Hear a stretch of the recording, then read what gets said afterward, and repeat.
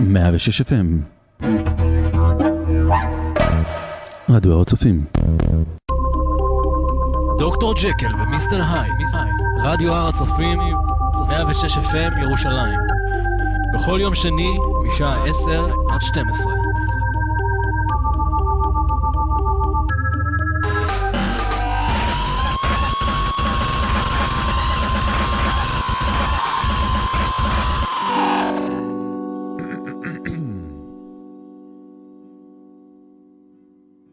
רדיו הר הצופים, 106 FM, כל ישראל מהאוניברסיטה העברית. אתם על ג'קל והייד, ראיון מיוחד עם הדונאז. בואו נתחיל. Okay, so we are on Jekyll and Hyde special with Brett from the Donnas. Hi, Brett. Hello. We're really happy to have you and all the rest of the band. First question is regarding to the fact that you guys have been together for a long time. This year you've celebrated how many years together? 15 years. 15 years. Can we take you back a while and perhaps you can tell us how you all met and when did you start the band and why? Well, we all met between the ages of 9 and 12 at school. Yeah. And we, you know, there wasn't a whole lot to do in our town, Palo Alto in California, that wasn't, like, organized. I mean, I was playing sports and was acting and, you know, there were some other things going on, but it seemed like we didn't want to, like do stuff, like, answer to other people so much. And Allison and Maya were playing guitar and bass together, and they just asked us, like, Torry had always wanted to play drums, and I had never wanted to sing, but I had, you know, I'm outspoken. So I guess it seems like I was good for the job. And it's true, like, when we go too long between shows, I get very upset because I need to express that. But I think it was just a really fun thing where we got to be the boss, and, you know, we didn't have to choose from the things that were being offered to us. We made our own thing up. Right. And where did you have your practice sessions? We practiced in Torry's parents' garage. Okay. Did you all come from a musical house? How did you start playing instruments? Maya and Allison have been playing for about 6 months or something before we started, but I had never sang anything before, and Torry learned drums for the band. Mm-hmm. I want to ask you about influences, because before there was the Donnas, there was obviously the Electrocutes and Raggedy Ann. Were you influenced by the Riot Girl movement? Definitely. I mean, it was so, like, lo-fi that it made it seem like something that we were capable of. I mean, if you just turn on MTV and you see bands with, you know, huge budgets and huge production, it's almost, like, discouraging, because you're like, well, that's great. Like, I might as well just sit around and be like, I'm going to be an astronaut or something. But once we saw, like, Bikini Kill and L7, you know, they were way cooler than we were, but it still looked like, okay, it's kind of lo-fi, and they're kind of just doing their own thing. I think we could do that.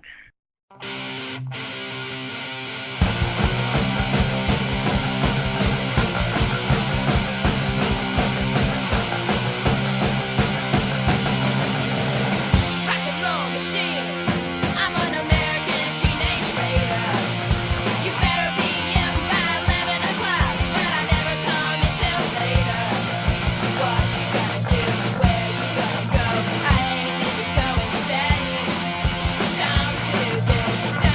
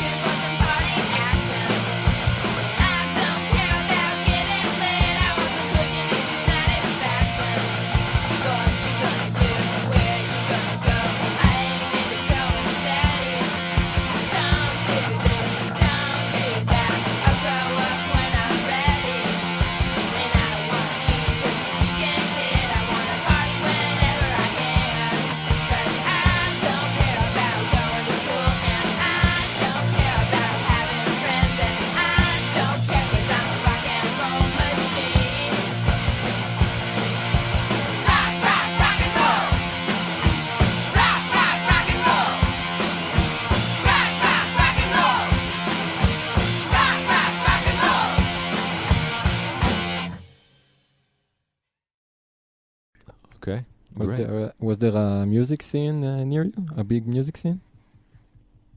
No. I mean, we were kids. There was no music scene. Okay. All right. I mean, there were like other bands at our school, like that were pretty much just ripping off Nirvana, and playing like Led Zeppelin covers and fucking Grateful Dead. But yeah, and you know, they excluded us, but that was fine with us, really. Yeah. Do you still play Electrocute songs live from time to time, or is this something that never happens anymore? We actually never do play Electrocute songs. All right.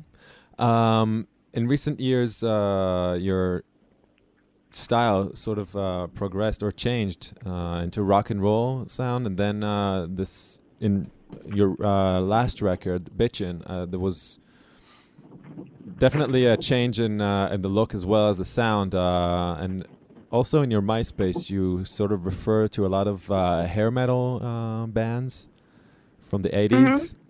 We've always been fans of that, though. I mean, on American Teenage Rock and Roll Machine, we had worked a lot of like Poison and Motley Crue into our sound, for sure. Okay. And are you going to tour the world as well with your new record? Or?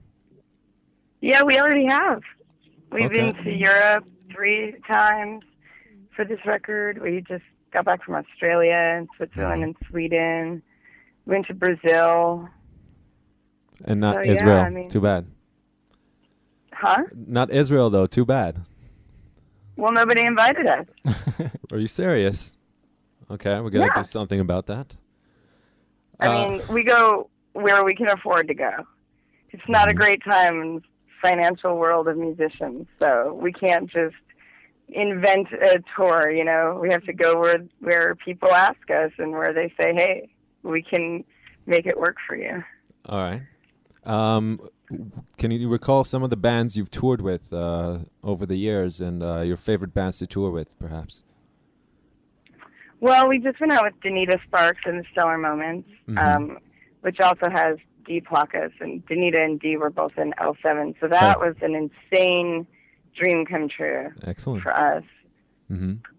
Okay. And you've also toured with the Hives. We just went on tour with the Hives, which was just amazing. They're such a good live band, and we watched them every night. Like, you know, I think an American Bang was on with us and Danita Sparks, and those 2 tours, the first tour for this record and then the last American tour for this record, is the first time I think we've ever like watched the other band's whole set every night and just never gotten bored. Okay. What about the touring life in general? Do you get bored of that, or is it exciting as it used to be? Yeah, you can't get bored of being in a new city every night, unless you have major problems. The only problem is it's just, you know, with gas prices going up and plane tickets going up, it's just getting harder and harder. So we're just crossing our fingers and hoping that, you know, if we just think happy thoughts, it'll just work out. Great. Do you think there was a sort of change lyric-wise from early albums to the new albums, or what's your agenda behind the lyrics? And would you ever consider? Would you ever consider writing perhaps a political song or something of the sort? Well, actually, our first song was sort of strangely political. I think our first song was our most political song ever. It was called Tammy the New Feminist, and I wrote the lyrics kind of about, it sort of sounds like it's about a feminist, but it's really from the perspective of a girl who thinks she's a feminist but has it all wrong, you know? Right. It's sort of like all like action and no meaning behind the action. So it's kind of funny, like we got progressively less and less political. But I think in the beginning, we were really we wanted to be tough so bad that I think we alienated a lot of people. And with our last record, we really tried to be sort of appeal to the outcast, because that's what we feel like we are, and that's what we identify with. And really the majority of people, I think, in the world feel like outcasts. And so we wanted to be inclusive and sort of say like, hey, we're having fun and we're having a great party and everyone's invited. Just like include everybody. Okay, that sounds good to me. What about lyric-wise, or I assume as a singer, you obviously have a favorite song to play live. Perhaps which one would it be in this case? I love What Do I Have to Do to Make You Want Me? Mm-hmm. It's just the melody is really like comfortable and it's something I can really dig into. And the meaning is it's just a great song. It's like, you know, sometimes it takes me to like the second verse to sort of like walk in to like where that's relevant to me in my life. But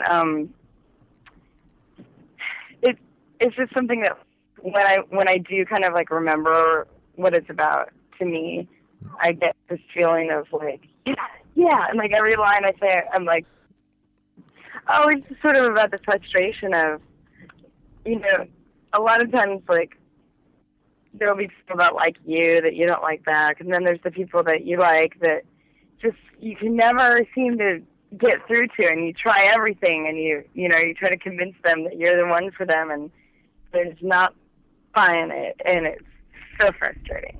Yeah. Sounds like something everyone can identify with. I think that's a good sign. Yeah, and you know, we throw some details in there too to make it personal to us, but it's definitely like there's a broad level in it and a not so broad level.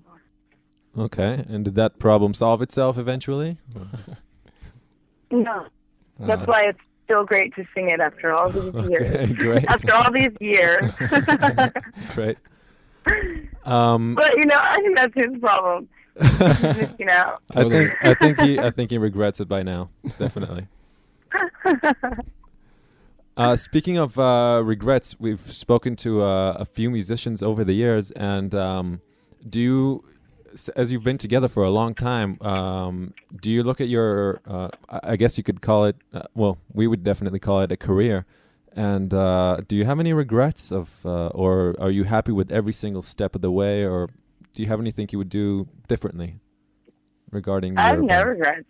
Okay. I mean, I feel like I've been really lucky, and this is exactly what I hoped for.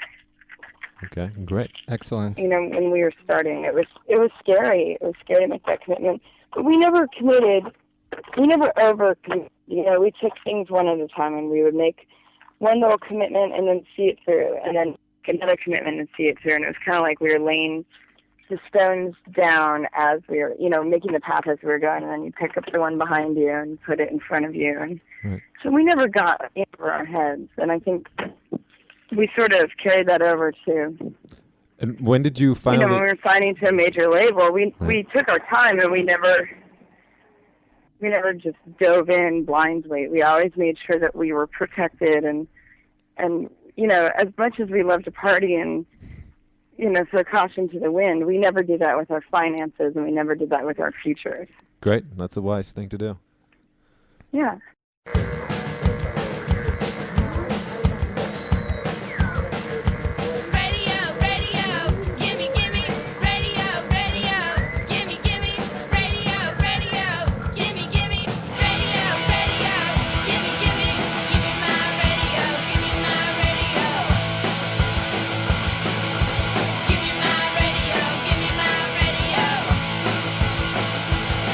They took away my TV set.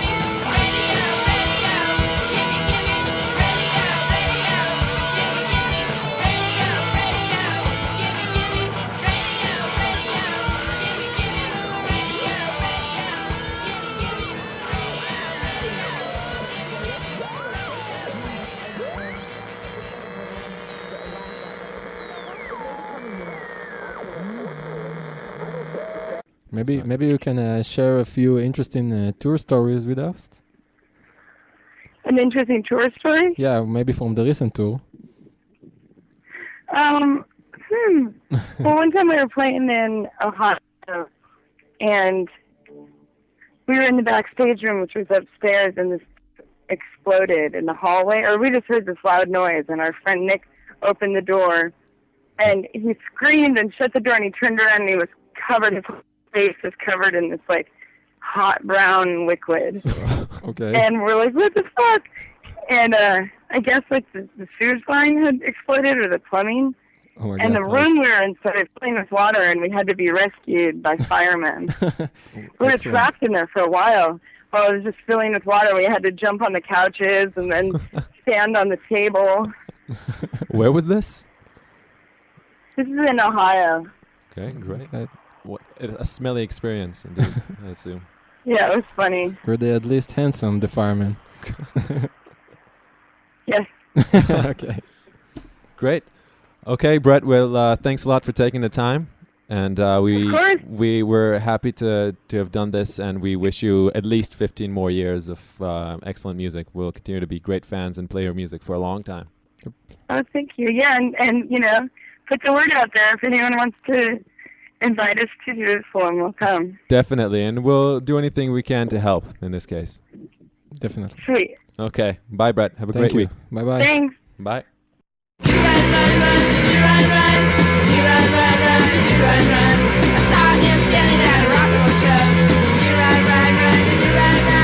Somebody told me that his name was Bruno. You run, run, run, you run, run. Yeah, yeah, but he said fine. Yeah, yeah, I'm gonna make him mine. Yeah, yeah, I'm gonna take him home. You run, run, run, you run, run.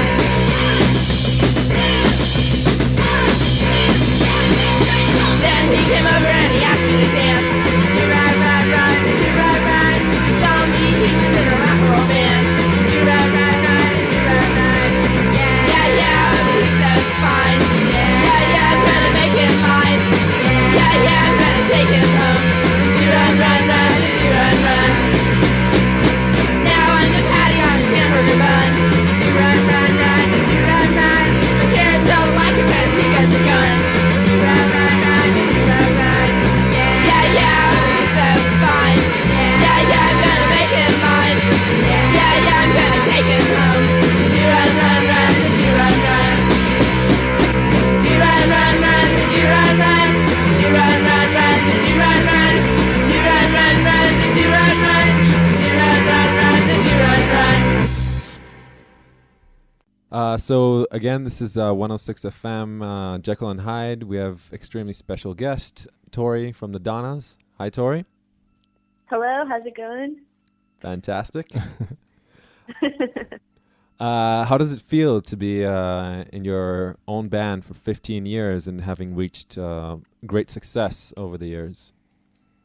It feels really exciting. I mean, we just had our 15th anniversary recently, and I kind of can't believe it in a way, because 15 years seems like so long, and sometimes it feels like just yesterday that we started the band. Yeah. But, you know, it's really exciting to be able to travel and play shows and have people, you know, enjoy watching you play and have fun. So I really love it. We just spoke with Brett about the early years. Which do you think you can tell us? What time do you like best? The recent time or maybe the earlier time? What did you enjoy most?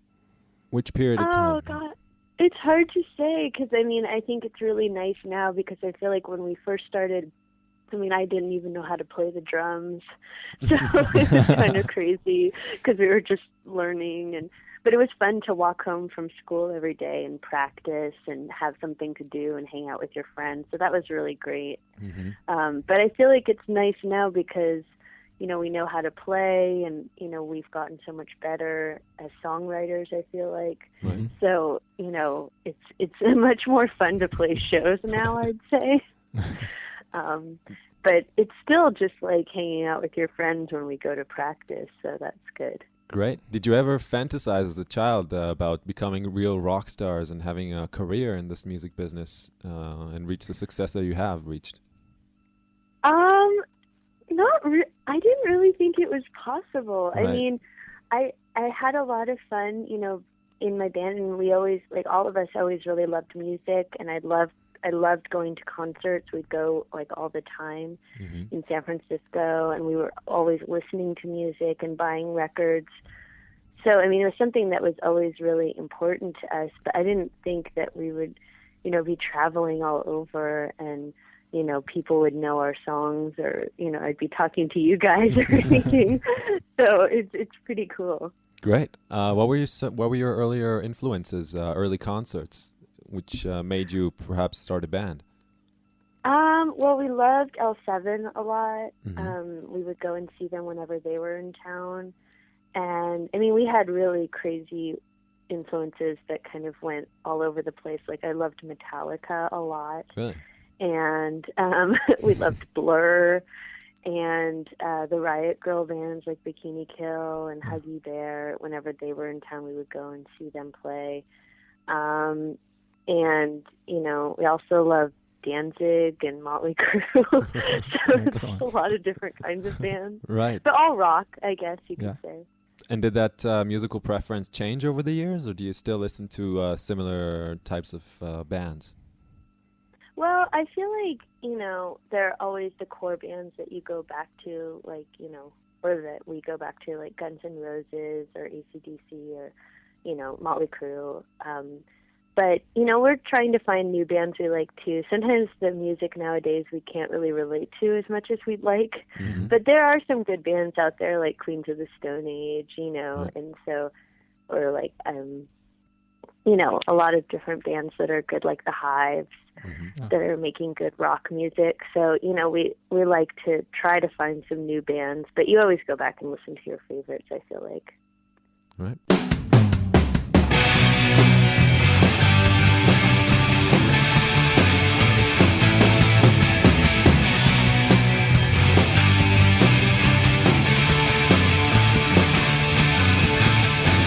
I know a thing or two about her. I know she'll only make you cry. She'll let you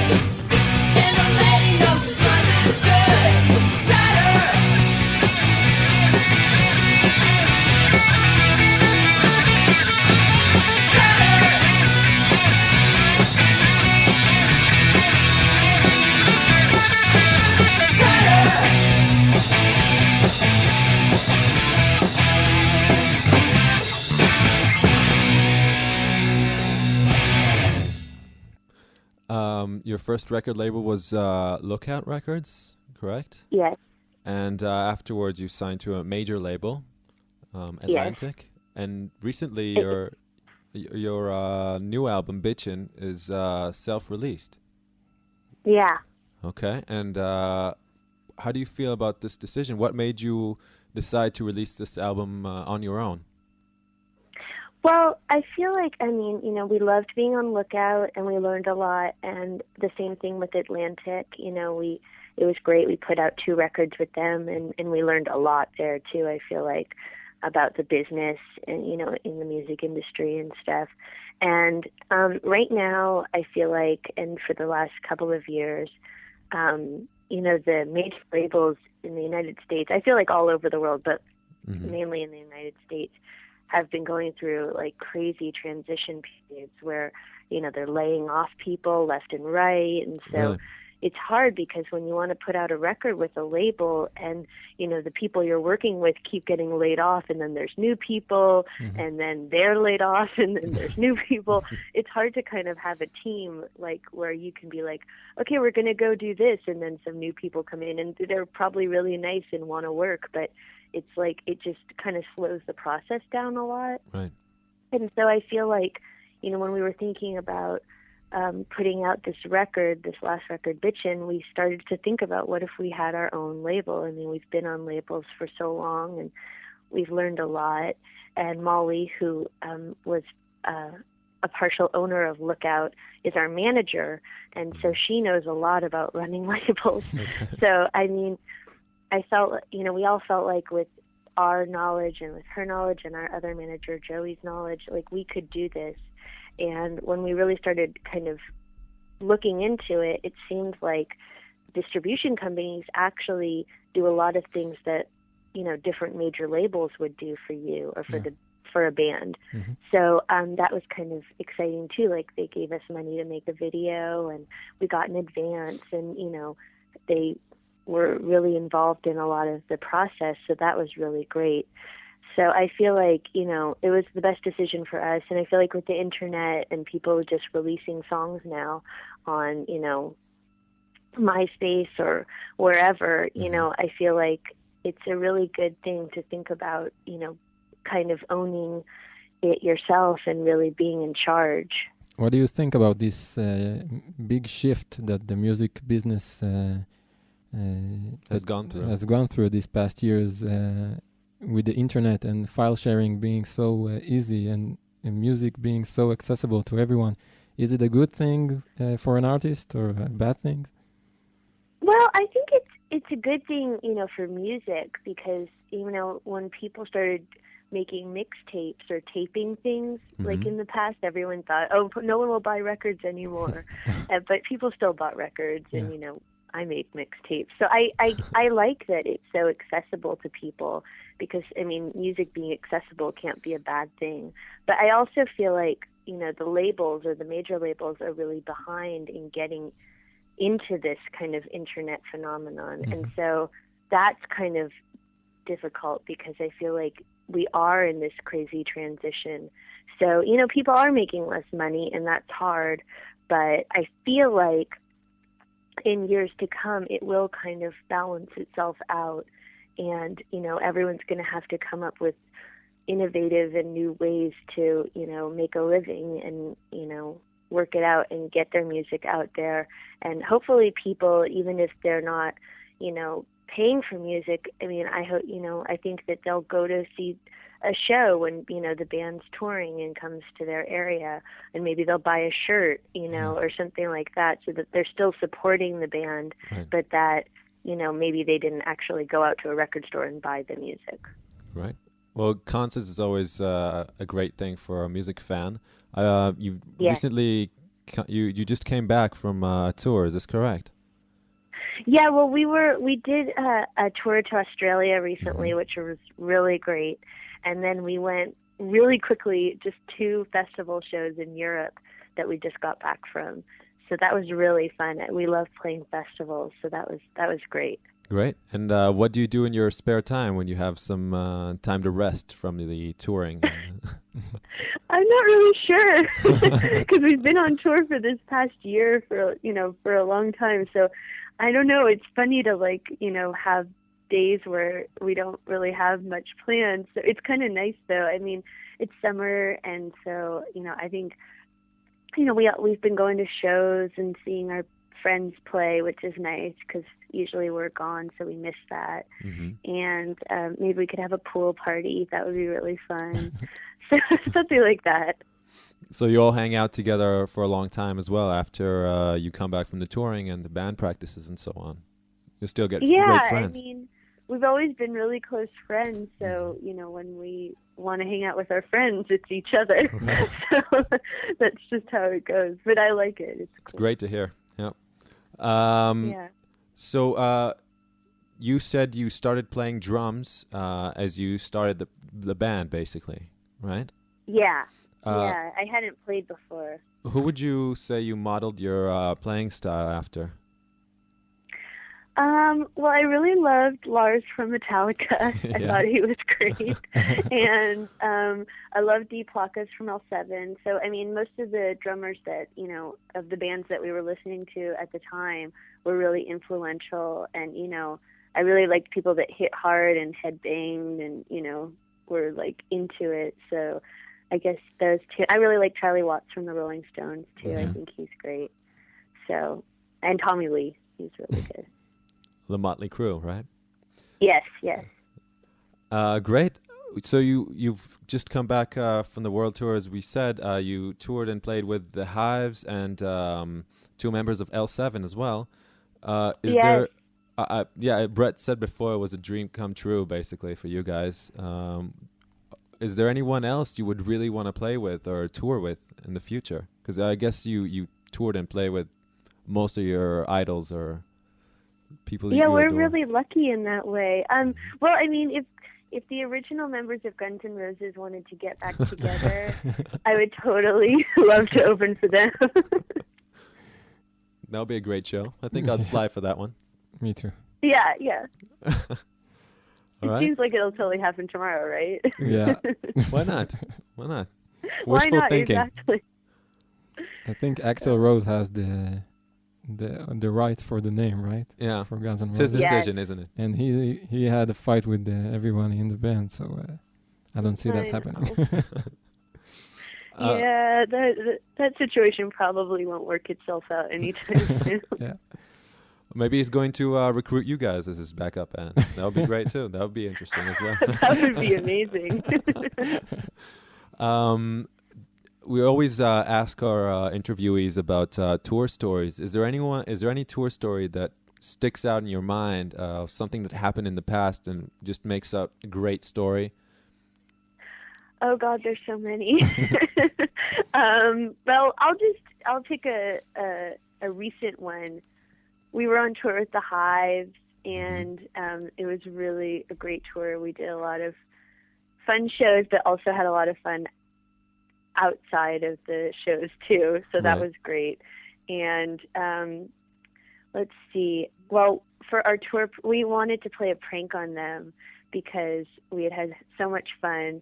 So on the last show, we all got dressed up in these really funny outfits, and we had crazy green sparkle bowler hats on and toy guitars on, and we went up on stage while they were playing, and we were doing this funny dance move in sync with each other, and they were really shocked. I don't think they recognized who we were for a while, and so they were kind of scared and looking at their crew get these crazy people off of the stage.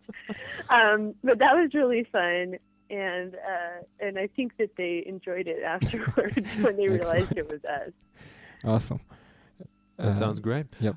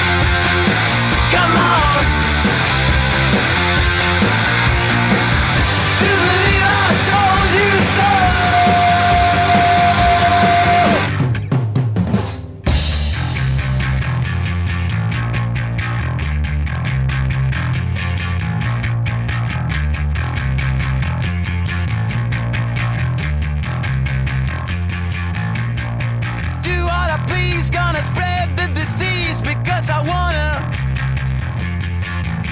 Gonna call all the shots for the notes and the nods because I wanna.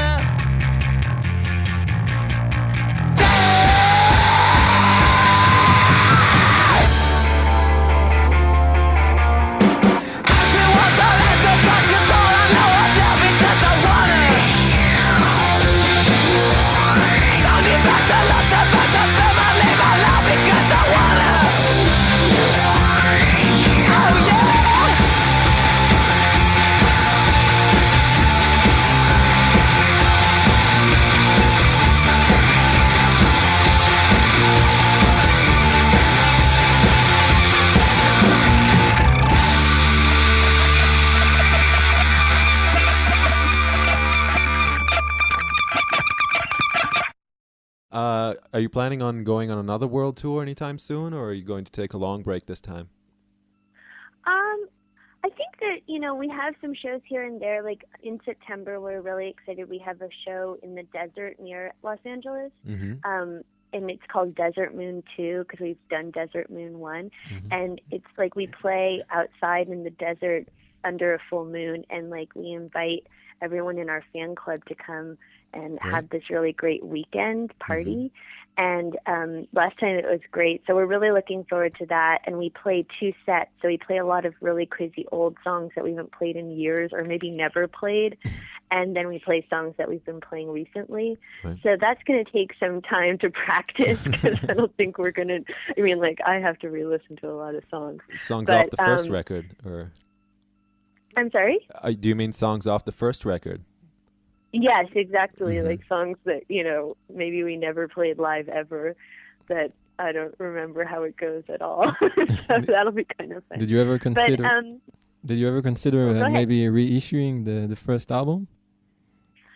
Yeah, we've talked actually recently about maybe putting together a box set of like all of our favorite songs off every record. Yeah. Mm-hmm. So that's something that, could be fun to pick, like our favorites and from B-sides and things that never actually got released. So, I think we like to do that. So hopefully soon. And then I think, we'll definitely do some more touring off this record. Maybe another tour of the States or some cities in the States, and then maybe going back to Europe. But I'm not sure yet. Okay, well, as we've said before, we'd love to have you here. I'm sure a lot of people would be really happy if you can. That would be awesome. We would love to go over there. That would be so cool. We talk about it a lot, so we just have to get our booking agent to get on the ball and do something. Great. Excellent. We'll be happy to help with anything if that's possible. Awesome. Thanks a lot, Torry, for everything, and we'll continue playing your music for many, many years. Looking forward to a lot of great years of fantastic music and great rock and roll. Thanks, man. Awesome. All right. Thank you. Thanks, Torry, and have a great weekend. Bye-bye. Okay, thanks. You too. Bye. Bye.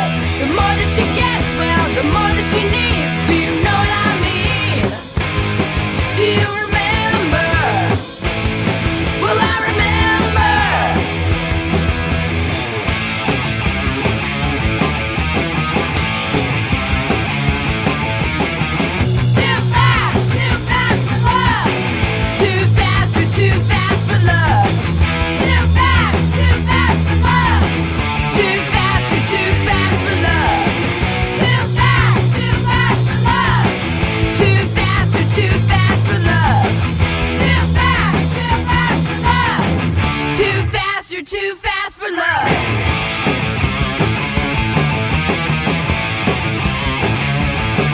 She's a streamline queen on the sixth grade movie screen.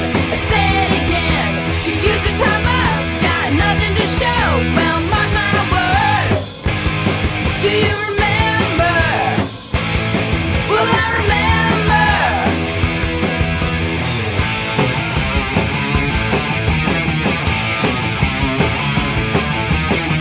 Too fast for love. Too fast or too fast for love. Too fast for love. Too fast or too fast for love. Too fast for love.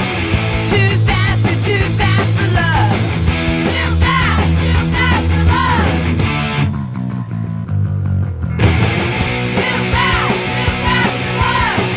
Too fast or too fast for love. Too fast for love. Too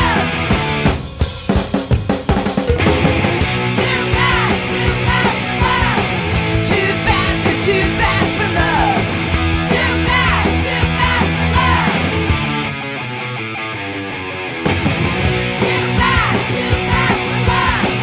Too fast or too fast for love. Too fast for love. Too fast or too fast for love. Too fast for love. Too fast or too fast for love. Too fast for love. Too fast or too fast for love. And this is Jekyll and Hyde. We have a very special show with the Donnas. Right now we're on the phone with Allison. Hi, Allison. Hi, how are you? We're doing great. How does it feel to be together for 15 years? Well, it's kind of funny to us because it doesn't seem like that long, and we all feel kind of like the same people that we were when we started that long ago. But when we think about it, when we all get together and talk about back then, it doesn't seem like much has happened, but in reality, it's 15 years, and obviously a lot of things have happened, many adventures. But we're still like the 13-year-olds that we were back then. Okay, so as you said, you started the band at age 13. Yeah. At what stage of your 15-year career did you come to a realization that you reached success in a certain way? Well, I think we always kind of feel like there's always somewhere else we could go, and it's never really. I mean, we've never hit a point where we feel like we're the most successful we can ever be. I think, we've just over the years, it's been opportunities come and you take them, and we just kind of look at it as an adventure. And a lot of times people will ask questions like, or like we'll go maybe visiting different countries, and they'll say stuff like, "What does it feel like to to be famous?" But it's just weird because we don't really feel famous, and we're not like saying that to be humble, but like in America, there's so many big superstars that we're just kind of like regular people, right. And in a way that kind of keeps us always working for success. Like, there's always a goal in the future, and I don't really feel like we've ever felt like we've done as much as we could. So it's a good thing because as we've achieved certain goals, but I think there's always something more to do, and that keeps you kind of humble and grounded, and also keeps you with your drive to keep doing better. That sounds great. It sounds like you're planning on doing the same thing for about at least 30 more years.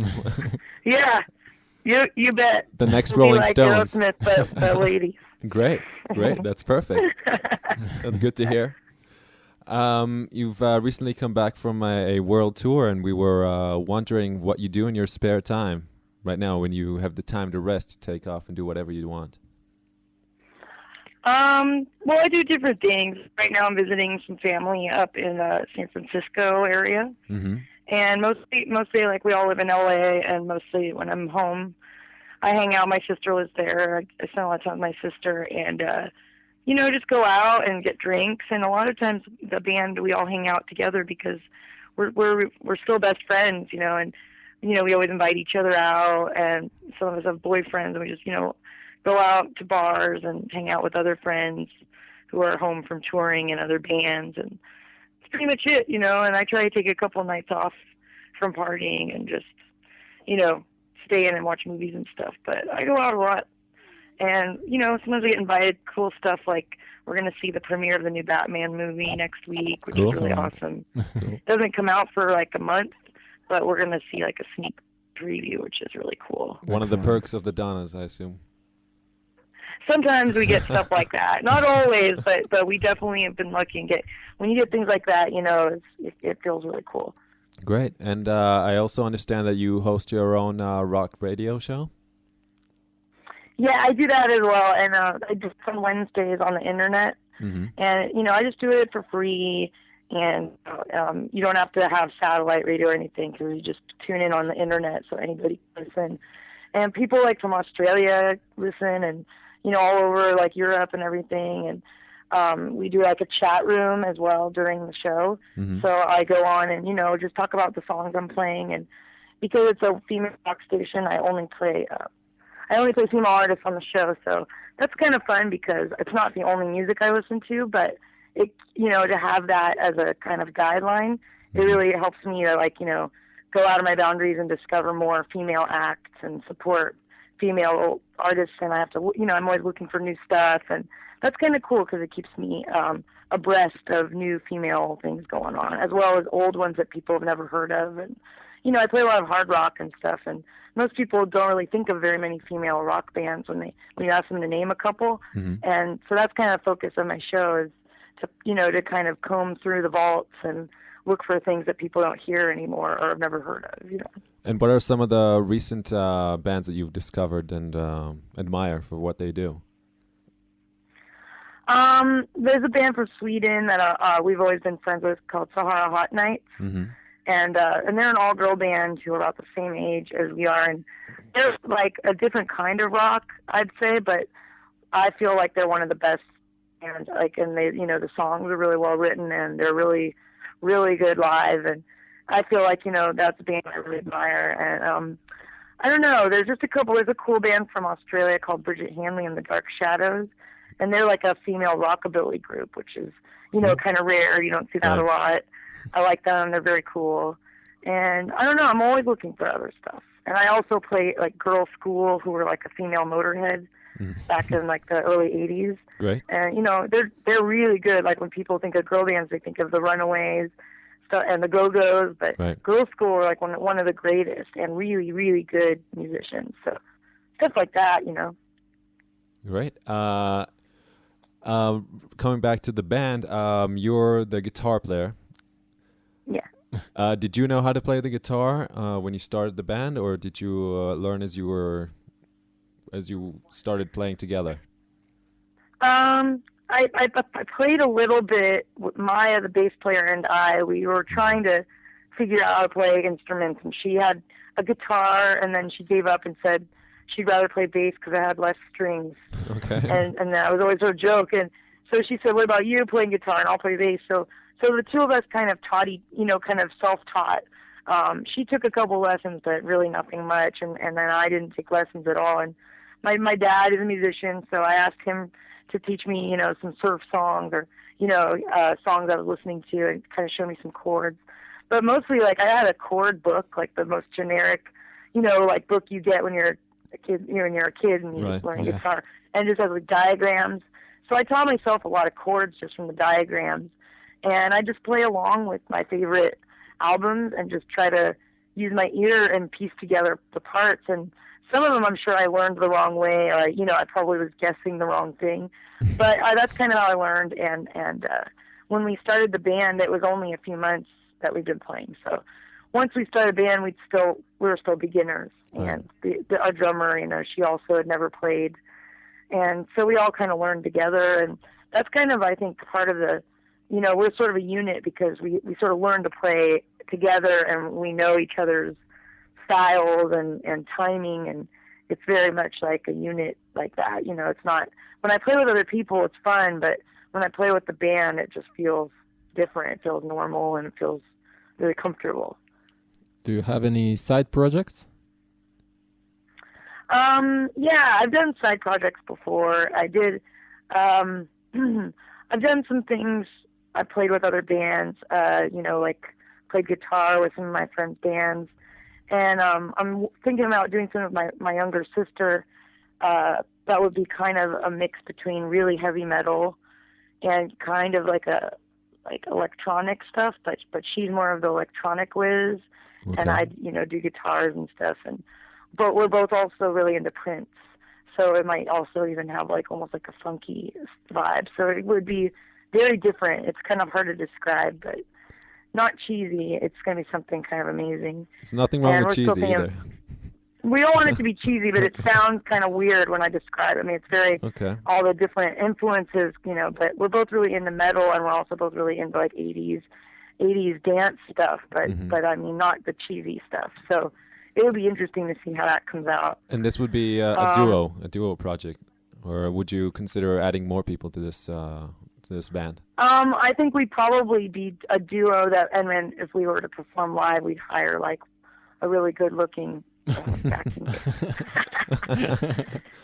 But I definitely think it would be, like at first I think we're going to work on recording and maybe put up a MySpace, but we're still thinking of a name and all that. So we want it to be really, really like special and well thought out. So we're throwing around names right now. And I'm trying to think, well, I also have another friend named Tuesday who sometimes we talk about doing something together. She's really good. She's like a female Rob Halford kind of vocalist. Cool. She's like a female Judas Priest kind of a singer. And she has a band called Huntress, who are really cool. But we're talking about doing something together too as well. So, I mean, not just girls, but I'm always kind of trying to come up with ideas, to do with other fellow musicians when I have time. Great. You were recently acknowledged for your guitar playing skills. Congratulations on that. And thank you. We were wondering about your specific setup for your sound. I assume it changes every once in a while from album to album and from tour to tour. But what kind of effects do you usually use, and which amps do you prefer for your sound?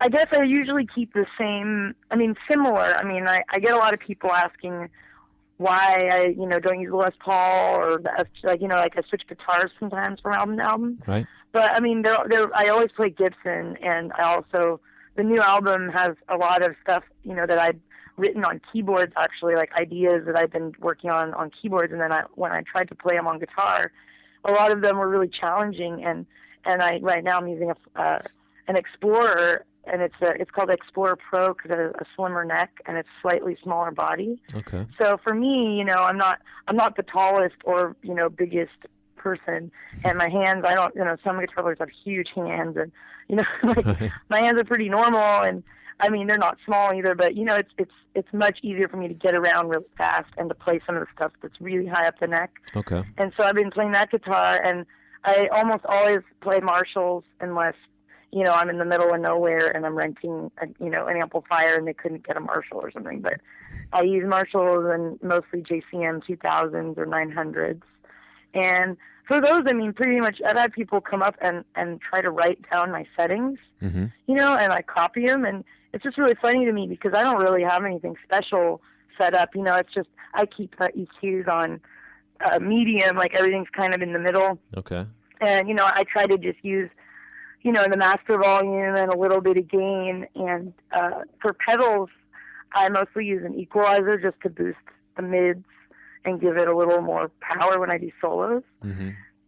And now I've been using a delay. Like right now, like I was using a Boss equalizer, and then I was using a Line 6 delay pedal. And I mean, I like delay pedals because there's just a lot of delay on the album. Mm-hmm. So it's just kind of fun when you're playing live to kind of recreate some of the stuff. But to be honest, I don't really need any pedals. I just kind of, I've always kind of preferred not having anything because, back when we were kids and we had, like just our own crappy gear and, like things just come undone on stage. Someone steps on something or the batteries run out or the power goes out. And, it's almost like so many things like that can happen that the more you have up there, the more likely something will go wrong. So I've always been kind of afraid of having a pedal board or anything. It's best to keep it simple, Yeah.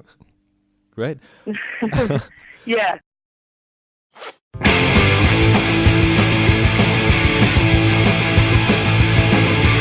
I saw you standing by the slurping machine.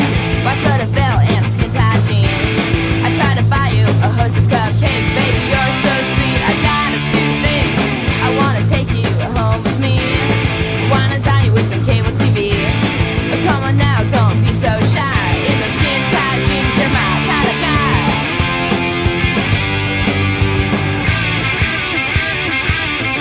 Skin tight, baby, alright. Turn out the light and take a bite. Skin tight all night. This feels right. And skin tight, baby, alright. Skin tight all night.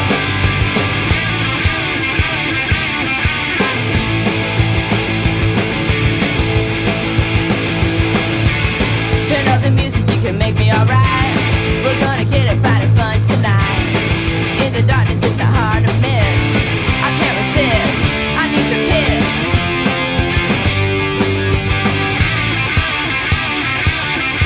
Skin tight, baby, alright.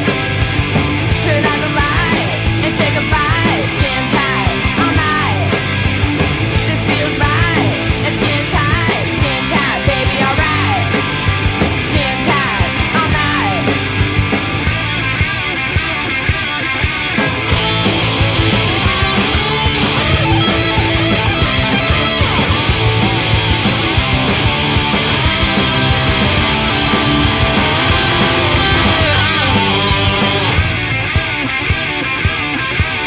I saw you talking to that slut named Star.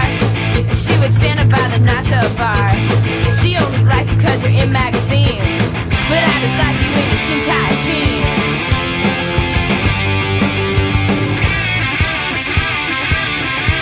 Skin tight, baby, alright.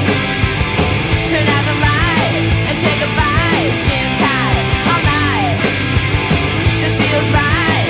And skin tight, baby, alright. Skin tight all night.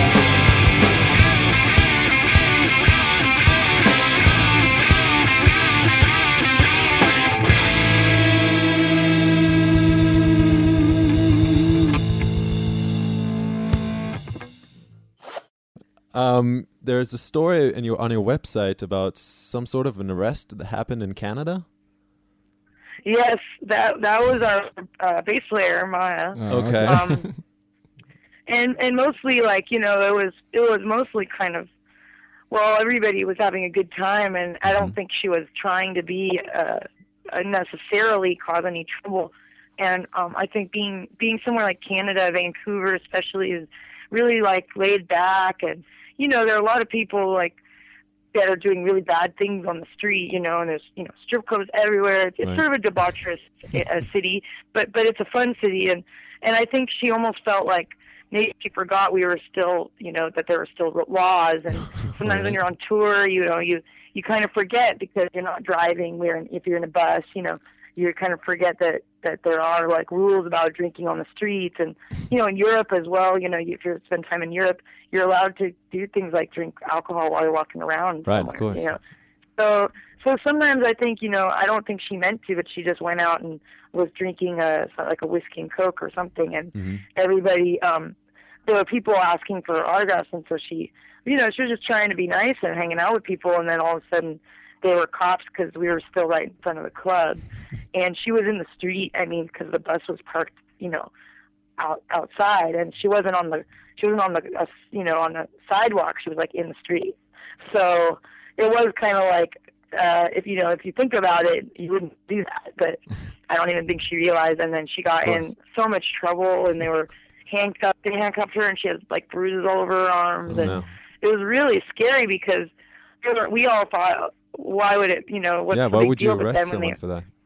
Yeah, and then when they were making an example of her, and so they really tried to scare her, and then we got a friend to basically talk them into letting her go, so that friend she who didn't speaks have to go Canadian. to jail that night. Yes, he was our friend. He's the guy actually who wrote the bio. Oh, okay. He wrote the bio Okay. because he was there that night, Right. and he saw the whole thing, but was lucky because if he hadn't been there, she would have to sleep, spend the night in the cell, or where they put everybody that was too drunk to drive and all that. So That's horrible. and that's Yeah, and that's happened actually before with us in Europe. We got pulled over a couple of times, and they had searched our vehicle because someone had hash, and it was really scary. And they said they were going to take us all to jail. And I mean, something like that can happen just for one person. It doesn't even have to be a band member. Right. You got crew and other people with you too. True. And it's like, so got to be careful when because they like to make examples of people in bands. It's like they're looking for something. Yeah. They see your van or they see the gear or the trailer, they get suspicious. Right.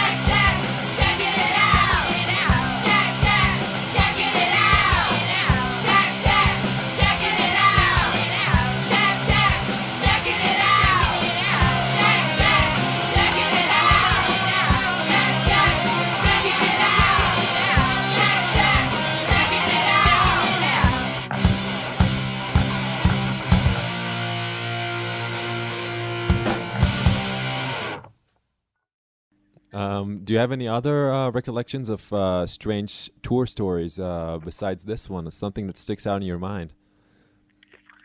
Well, I mean, many weird things have happened, but something that we thought was kind of weird was on one tour in Europe that was about 4 or 5 years ago. Mm-hmm. We played a lot. It was more punk rock, like a lot of punk rock clubs, and a lot of kind of cool clubs. But yeah, like small stages and easy for people to climb up on stage. And three or four shows of the whole tour, several different times in different countries. One in Germany, 2 in Germany, and 1 in Belgium. Mm-hmm. We had different people come up on stage, and we thought there's nothing wrong with someone coming up on stage and like jumping, or whatever. I mean, it doesn't really do this, but these are 3 different people on 3 different nights. All of them came up on stage, did the same thing, where we were playing, we see this guy come up on stage, and he just takes off his pants and starts taking off his pants. and like a security person or a friend of ours in a band came and took him off stage. And like then that happened again like a week later, but a different guy. And then the last one was in Belgium, and that guy really he was like, he got completely naked, and our drummer was like trying to hit him with her stick. And our singer had to kind of pull him off the stage.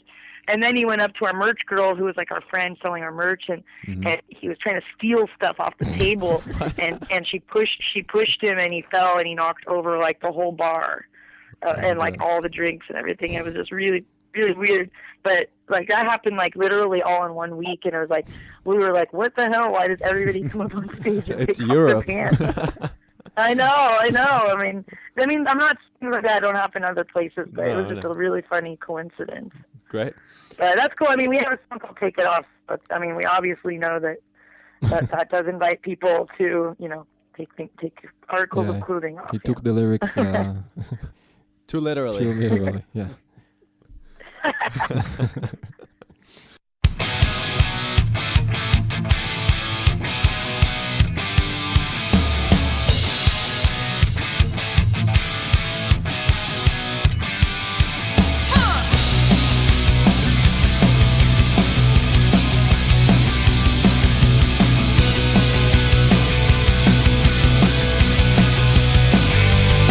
I'm on my second drink, but I've had a few before. I'm trying hard to think, and I think that I want you on the floor. Yeah, on the floor. Go on and take it off. You gotta shake it off, baby, for me. Come on and break me off. 'Cause I get what I want and I like what I see.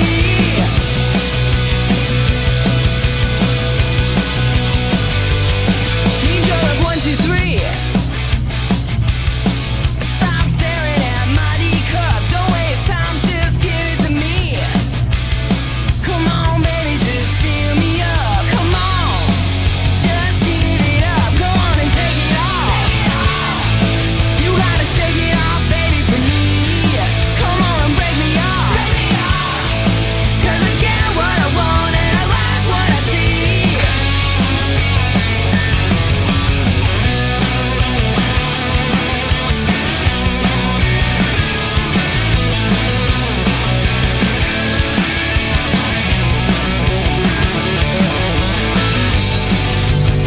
Forget the application. You're the right guy for the task. And let me take you on vacation. Just do it, you don't have to ask. Go on and take it off. You gotta shake it off, baby, for me. Come on and break me off. 'Cause I get what I want and I like what I see. Take it off. Take it off, baby, for me. Take it off. Take it off, baby, for me.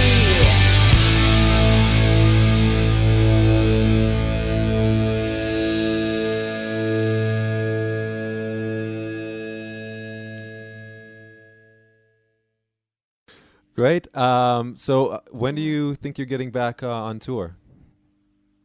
Well, I think we're probably going to tour in the fall, and we're doing like some various shows in the summer. But I mean, the thing about touring is that we want to do it constantly. But you have to have money to tour, and B, you have to have a really good crew, and Right. it's kind of hard because right now I think a lot of people don't go to see shows as often as they used to, and with YouTube and stuff, it's kind of like, why go out and go see a show and you can just watch, the live thing on YouTube. People say You that. know what I mean?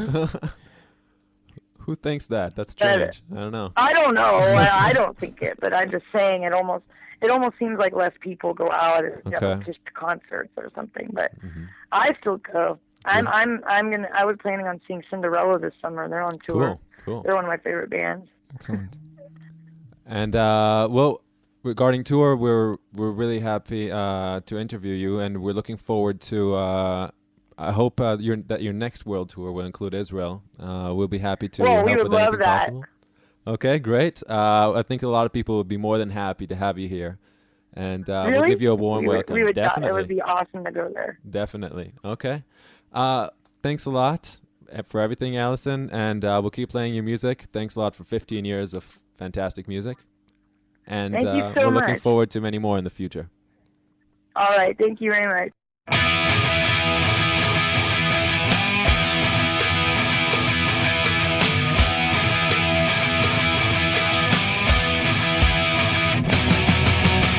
Hey, little girl, you're running all over town. I know about you, yeah, you really get around. Well, I hate to say it, but your clothes don't fit you right. And tonight, I think you got your hot pants on too tight. You're always wearing those hot pants. You say you're looking for romance, but when I'm around, you know you haven't got a chance. You're always wearing those hot pants, but I know that no one wants to dance with you tonight. Hey, little girl, you're trying to get with my guy. I got 2 words, hands off, or baby, I'll make you cry. I don't go hair and I don't fight dirty, but piss me off at 9 and you'll lunch me by 9:30. You're always wearing those hot pants. You say you're looking for romance, but when I'm around, you know you haven't got a chance. You're always wearing those hot pants, but I know that no one wants to dance with you tonight. Well, you got the moves, but your hair is so last year. And you got the attitude, but you're wearing your headgear. Hey, little girl, you put the hoe in ho-hos, and you're in my face, and I wanna break your nose. You're always wearing those hot pants. You say you're looking for romance, but when I'm around, you know you haven't got a chance. You're always wearing those hot pants, but I know that no one wants to dance with you tonight. Tonight. Tonight. Tonight.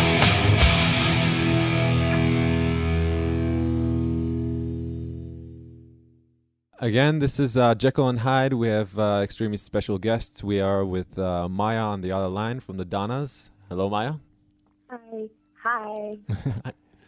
How does it feel to be in one of the most, I suppose this could be a personal quote, but one of the most adored bands in the world? Oh, I guess it's pretty fun sometimes. Like, we don't really have anyone that's like us right now, so kind of feel kind of like very different from everybody else. Mm-hmm. And we've done a lot of exciting things, and we get to travel all over the place all the time, and that's cool. Great. Did you ever dream that you could stay together as a band and build a career out of your music for 15 years and hopefully many more? No, definitely when we started, we just started because we wanted to have a band and we wanted something to do, and we never knew it would go anywhere out of the garage. And then when it did, we were just like, wow, this is so exciting, we can't stop. How can we ever stop? We just never stopped. Great. And what made you pick up the bass and take over the bass duties in the band? Well, I got an acoustic guitar first, Mm-hmm. and so really wanted to play something. But, like, I'm a little dyslexic, so I was really confused by it, and, like, I couldn't hold the chords right. So I gave it to Allison. I was like, you learn it. I'm going to get a bass. It's easier and cooler. And all bass players are always the coolest person in the band, you know. Definitely. They get all the ladies. Yeah.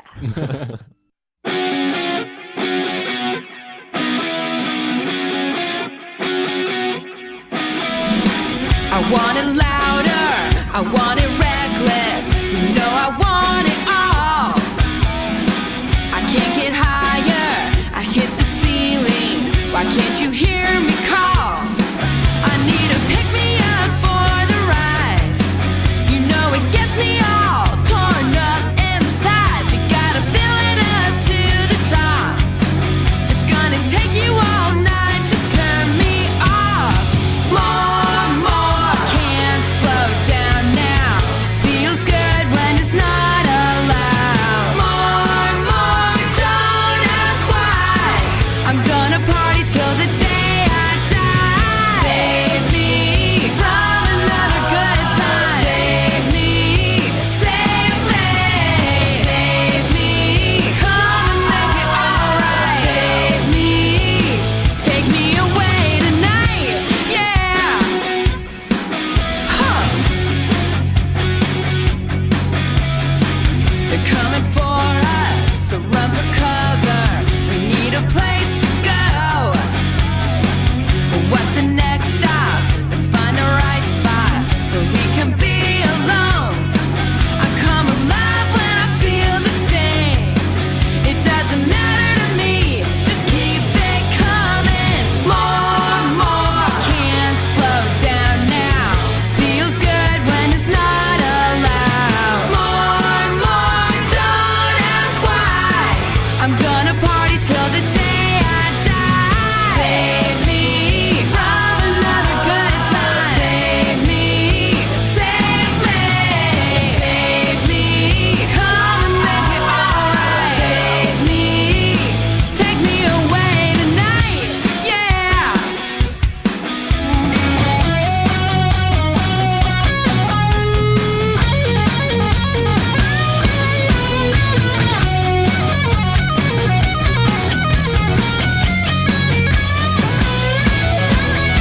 More, can't slow down now. Feels good when it's not allowed. More, don't ask why. I'm gonna party till the day I die.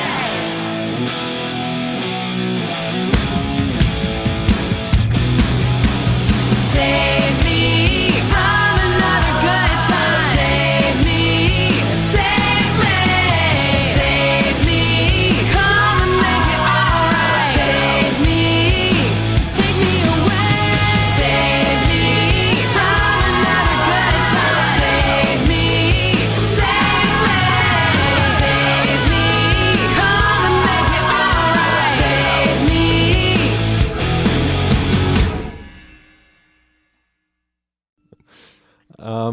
Okay, regarding your 15-year career, what would you say was your personal favorite Donnas song to play live or to listen to? Well, right now, I think it's Better Off Dancing. Mm-hmm. And why I really like why is Wasted. why does it why is it Because- important to you, or why do you like it so I don't much? know, because it's on our new record, Bitchin', and we just started playing it live like a couple months ago. Like we were saving it. We were like worried that we wouldn't be good at it live or something. Mm-hmm. And then we just like brought it out, and like the crowd goes like crazy when we finish playing it, and they like are really excited, and it just has like a really good beat that like you can really get into.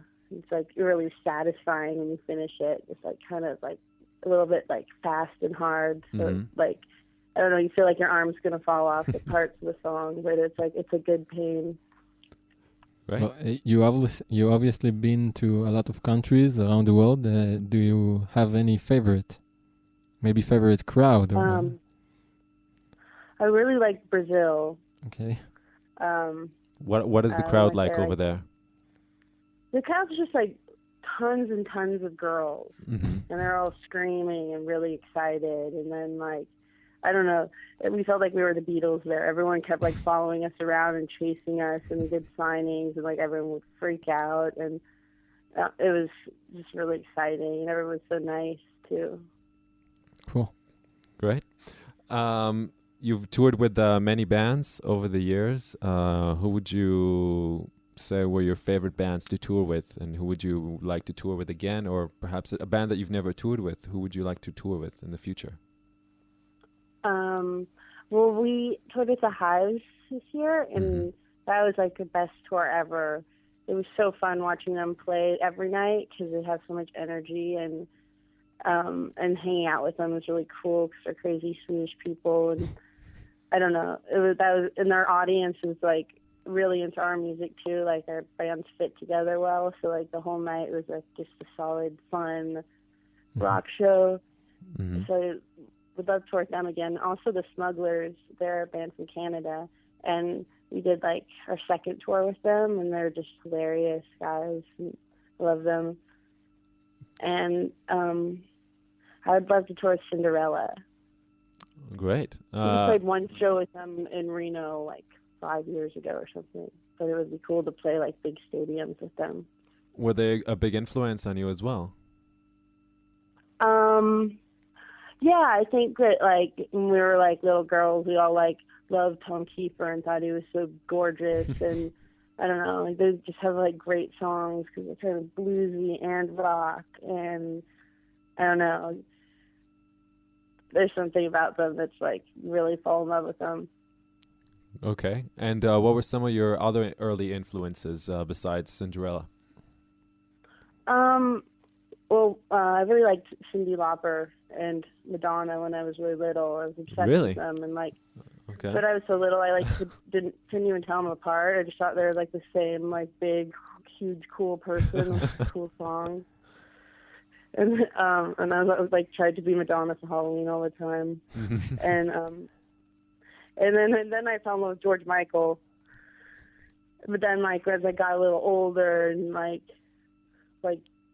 10, I started liking REM a lot, and then they were my favorite band, and I wanted to be like REM. And we kind of modeled our band after them. Like they split everything evenly, like songwriting and stuff. Yeah. Because we don't want like anyone to be like the main leader or anything. We feel like it's a group effort. What do you think about the new album? The new REM album? I like it. I mean, I actually don't have it yet, but I've heard some of it, and I thought it sounded good. But it'll never be the same without Bill Berry. Yeah, that's true. I miss their drummer. Yep. What are some of your recent influences or artists you've recently discovered and admire and respect? Or do you listen to the similar things that you've listened to in early years? I like listening to stuff I've always listened to. I don't know, like I'll always love Super Drag, and I'll always, love Belle Biv DeVoe and Michael Jackson. Great. All right. So we got the four big ones: Michael Jackson, George Michael, Madonna, and Cyndi Lauper. Great. Yeah. All right. I mean, I also like Echo and the Bunnymen and Joy Division a little. Kiss, and I like other stuff that's not totally pop. Right. But I don't know. Roxette is a great pop band. That's true. Yeah. That's true. Yep. That's true indeed. I spent half of my army service listening to really really? I think the cheesiest Roxette songs ever, every morning, just to make me feel better. But yeah, I think when you're on tour, you kind of need that, like something classic and cheesy, just to be like, yeah. We like to listen to really cheesy songs before we go on stage. That's true. Do you go through the same ritual where you play a certain songs before you go on stage to get in a certain mood, or what do you do before you go on stage?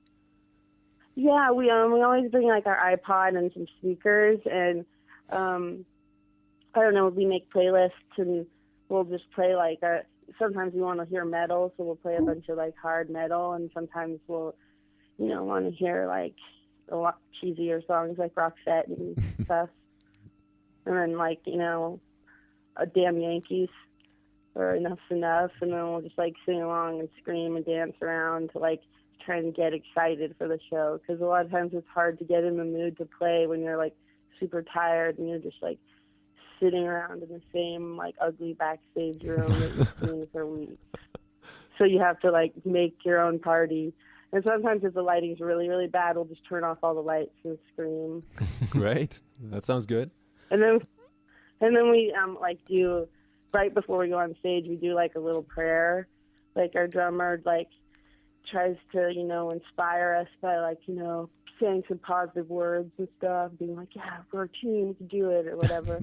and then I say something in Hebrew, and like it's kind of funny because my brother taught it to me, but I don't think it really means anything. What do you He say? kinda just like made it up. Now's the I time to feel like- check it, because we can definitely tell you if it means something or not. Okay, well, I just say like the regular like Berkutaz, Elohim, Elohim, Shekati Shanu, Bar Mitzvah, and then he told me that Ni no se ha ni flaut means God bless the miracles, Okay. and so I put that at the end of the prayer to like make it special.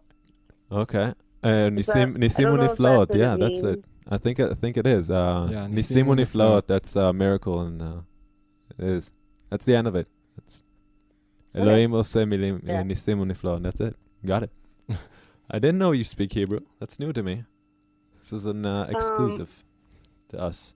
Well, I don't know that much of it because Right. I didn't really go to temple a lot growing up. That's Well, my okay. We mom's didn't either. Jewish. My mom's Jewish, yeah. Have you ever been to Israel at all? No, I want to a lot. Okay. Well, we would love to have the entire band play live here. I think that would be That would be great. amazing. That would be amazing for a lot of people in Yeah. Israel. My brother lived there for like a couple years, and he said it was really cool. You know, like, Cool. yeah. Great.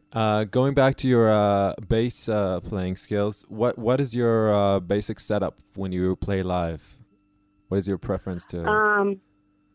I have an Ampeg SVT Classic, Mhm. and I have like a tuning pedal, and I just have my tuner and my amp, and I Okay. just turn all the knobs up to like 11. To 11. Yeah.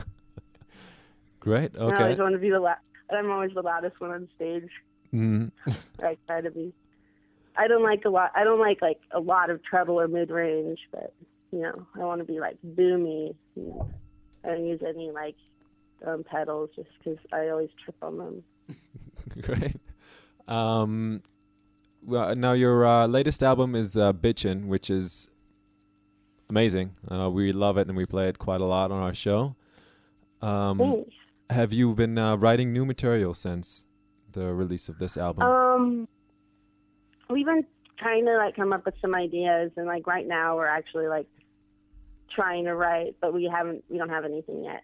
Mhm. It's just like the very beginning of like thinking about what we might write.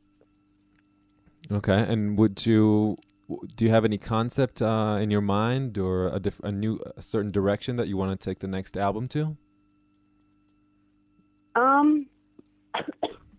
I think we want it to be like Bitchin', but like way better, bigger sounding. With more songs like Better Off Dancing and Wasted, and I don't know. Excellent. Okay. X. This is a question that we always ask. We want to know if you have any story that sticks in your mind of. I mean, you've toured the world for the past 15 years. Do you have anything that sticks out in your mind as something that you always remember, or something funny or something strange that happened to you over the years in recent tours, perhaps? Well, yes, lots of strange and funny things have happened to us. On our last tour, not our last tour, but our last tour of Europe, we were playing with this band, the Two Tears, and they're really cool and fun to hang out with. And we always, and like I was single, so we would always like joke around about like what cute boy I would find to make out with. And but like, you know, the tour was like almost over, and I hadn't made out with anyone yet, and we're like, oh darn. And then like we're backstage in Sweden one night partying, and we all have to take showers before you get on the bus and like leave town. So like I took a shower and like I got out of the shower, and my hair is all like wet and messy, and I was just gonna like go to bed. And then, but then there's this like really cute guy standing in my dressing room. Like I was like, how did that guy get in here? And who is he?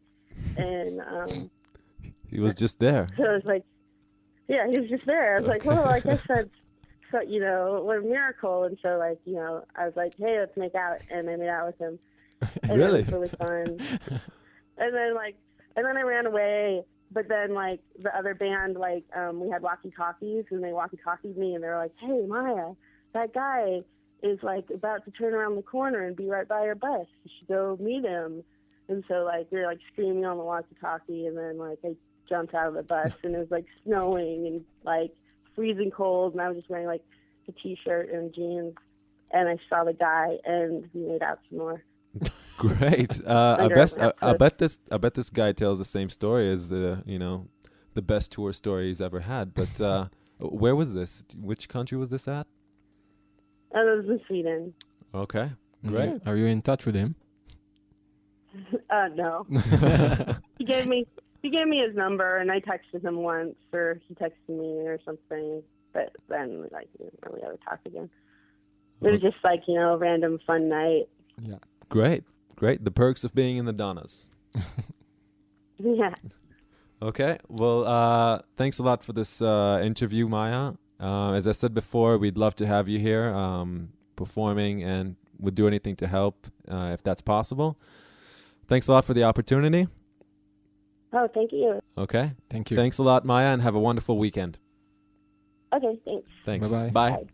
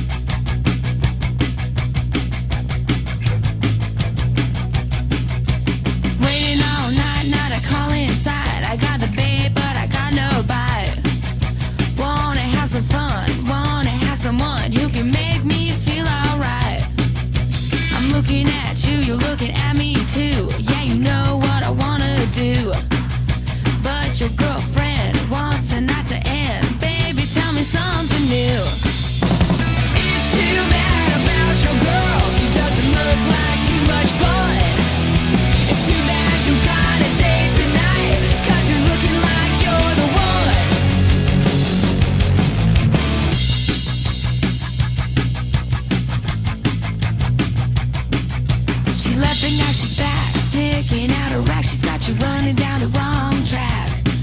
Can't wait to see her face when I'm in a place and I'm trying to get you in the sack. It's too bad about your girl. She doesn't look like she's much fun. It's too bad you got a date tonight, 'cause you're looking like you're the one. Tell her to leave soon, it'll be too late. It's like New Year's Eve, 'cause I just can't wait. Too bad you got a date tonight about your girl. Yeah, too bad you got a date tonight about your girl. Yeah.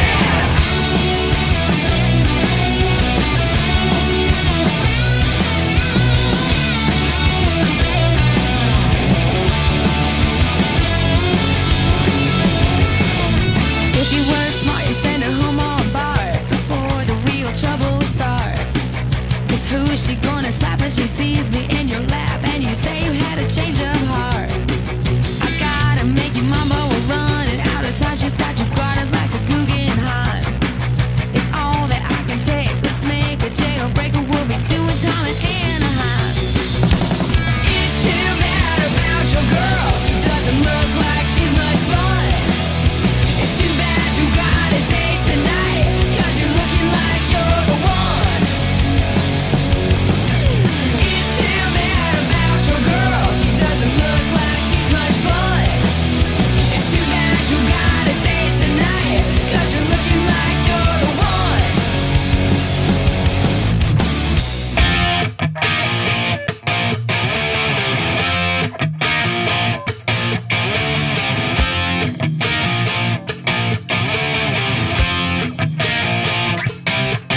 Spending every night in a different state.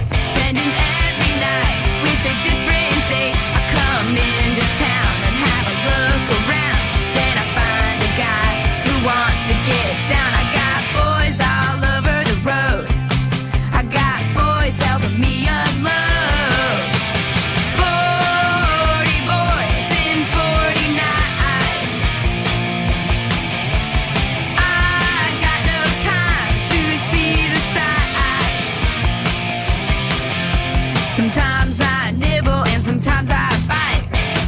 I kinda sorta wanna get skin tight.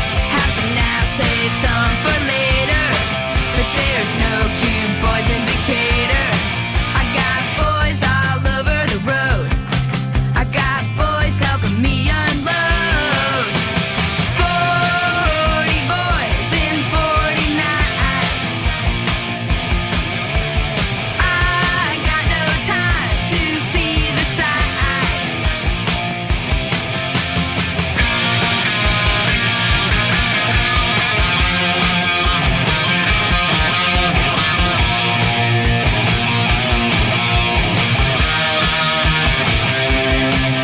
Making out all night in Hollywood. You know I do them all.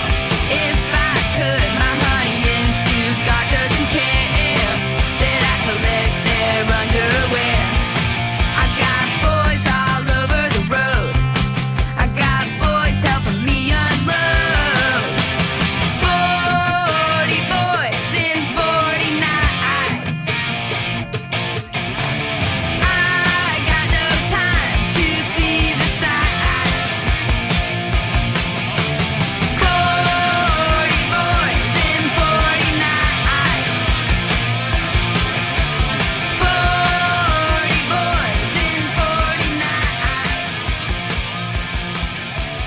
40 boys in 40 nights. The show is done, but you're still hanging around. You want some fun, but I'm on my way out of town. You know you wanna hit it, so why don't you just admit it? You got a crush on me, and it's easy to see that you write about me in your diary. You got a crush on me, and it's never gonna go away. I talk to you, and you try to play it cool. That's hard to do when you're wiping off your drool. You know you wanna hit it, so why don't you just admit it? You got a crush on me, and it's easy to see that you write about me in your diary. You got a crush on me, and it's never gonna go away.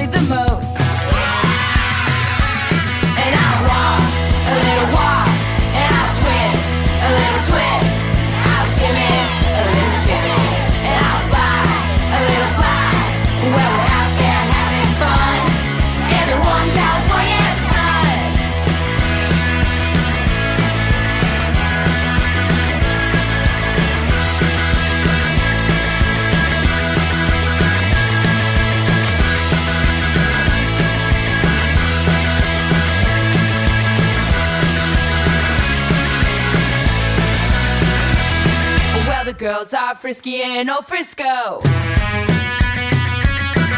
A pretty little chick wherever you go. Whoa, whoa, whoa, whoa, whoa.